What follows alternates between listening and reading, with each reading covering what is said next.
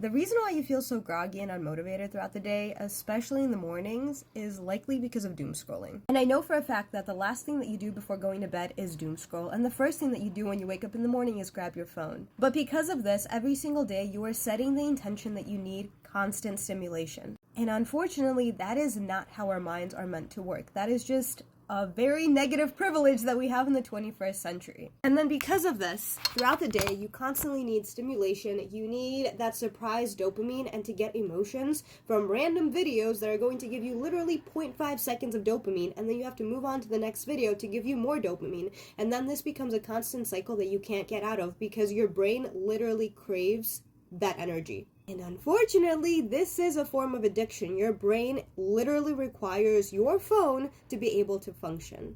And the only way to get over this is to rewire the neurons in your brain to find benefit from something else. Something that is likely going to be slower, and that is going to be hard, and that is going to be scary. The biggest thing is that you can't focus on perfection. Perfection is going to kill you, and it's going to kill your motivation to get off your phone and do something. So what you're going to have to do is shock your ego. You have to be willing to do something poorly just to do something different. This could mean putting music on full blast and dancing like a fucking idiot. This could mean going for a walk, not having any intention of where you are going to go or what you are going to do. Walk around a few laps around your house. Go walk up and down the street. Be a crazy maniac. But you have to move that energy, and you have to just force yourself to do something different. And reading is a big one.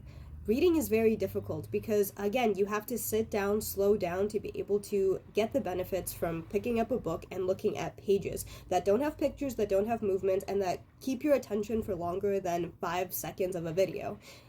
But you have to be intentional. You have to make it slow.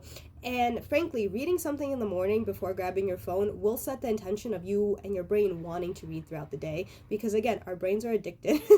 Our brains have a tendency of being called to do the thing that the brain does first thing in the morning, because that's when your brain is still a sponge. Anyway, I digress. You can also go get yourself a sweet treat. That is also a way for you to get off your phone and actually reward yourself for not doom scrolling. Reward yourself for not giving into your addiction. And while this does take more effort than picking up your phone, the reason why it works is because it disrupts your routine. It disrupts your need for that crave. It disrupts your desire to get something quick and easy. So going forward, intention setting. Do not go to bed doom scrolling.